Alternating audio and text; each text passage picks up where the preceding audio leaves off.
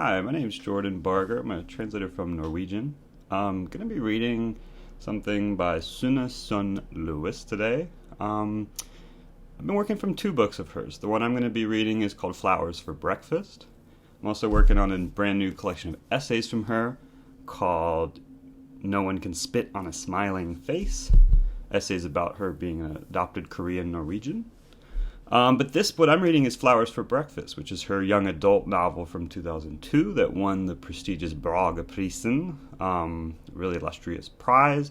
I love this book. It's very formally experimental, but really enjoyable.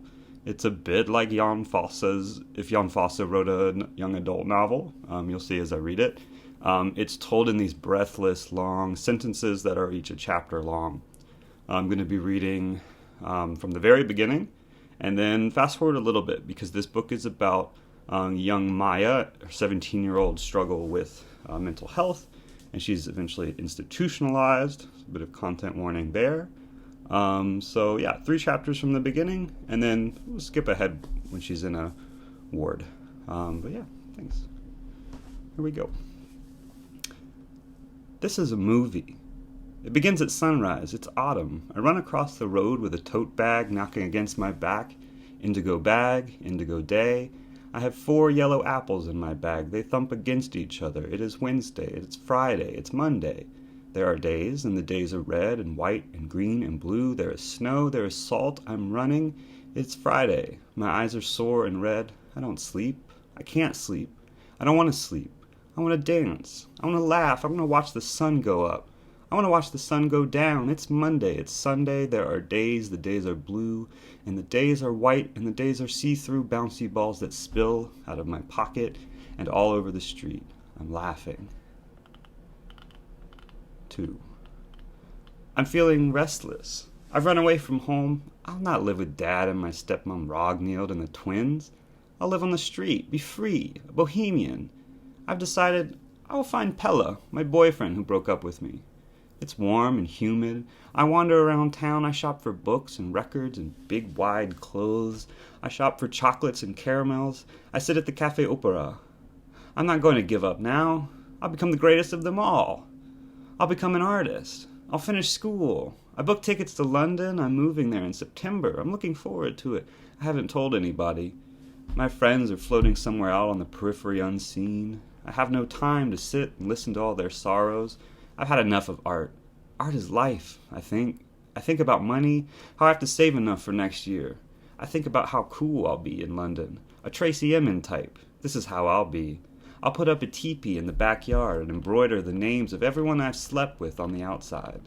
I want to be naughty and cool and wear nice clothes. Eat pickles all day.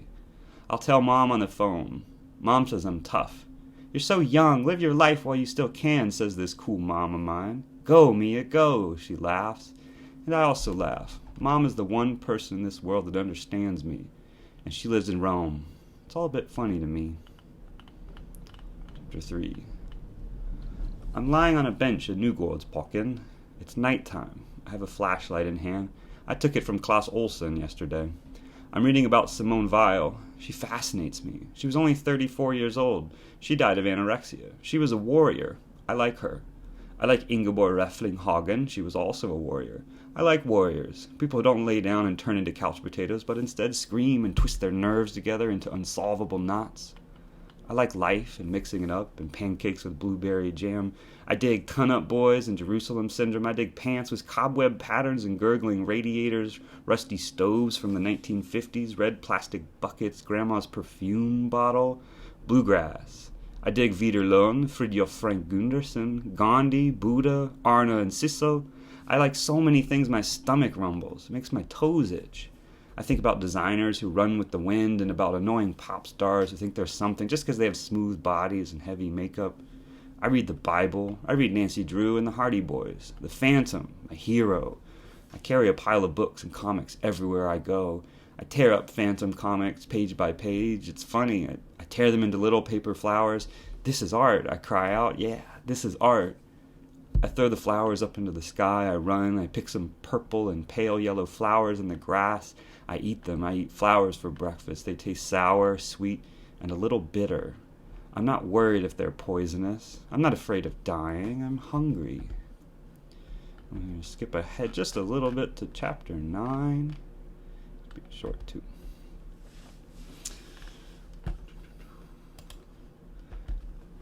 At the psychiatric ward, Hokelund Hospital in Bergen, where everyone is angry and a bit strange, I can't quite focus on all the people here.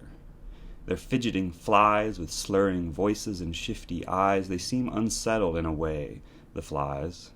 I wave my hands at them to figure out if they are really there or just images, air, voices.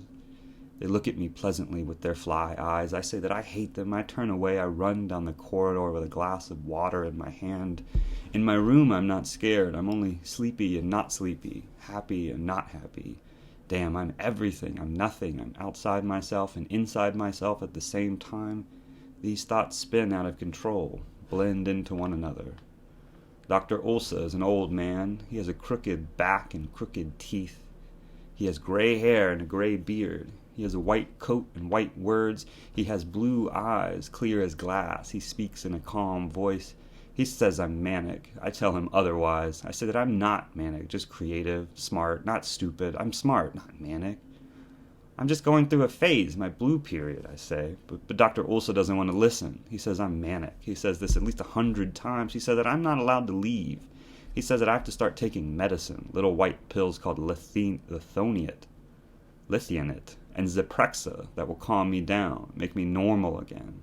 You are sick, he says, but I just shake my head and say, no, I'm just a bit odd, I say. And Dr. Ulsa smiles and says, it's all right to be a bit odd, but not everyone who is odd is okay, he says. No, there are people who are odd that are not entirely okay, says Dr. Ulsa.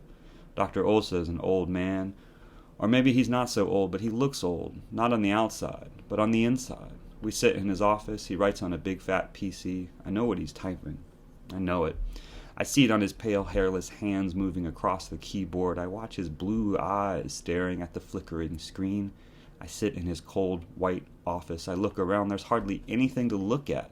A lone kid's drawing of a human with yellow hair hangs over his desk. It's impossible to tell if it's a boy or a girl. I look at my hands laying in my lap. They are little stones in a murky riverbed. I'm about to disappear, I think. He's killing me. He's a murderer. I run out of his office. A final short paragraph. I'm not manic. No, not at all. I'm an artist, goddammit. A writer.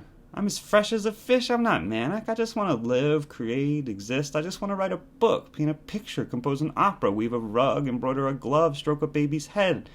I just want to put my feet in a red tub with green soapy water. I want so much. I want to run, swim, laugh. I put my hands together. I think of all the colors flowing together, turning into flowers that I can pick. I gather them into a bouquet. Life is a game, a white cloud, a pink cape. Life is a little hand, a passing plane high up in the sky, a tango, a song, a rhythm. Life is words, and words are made of glass and dry planks and grass. I eat flowers for breakfast. Thanks, y'all.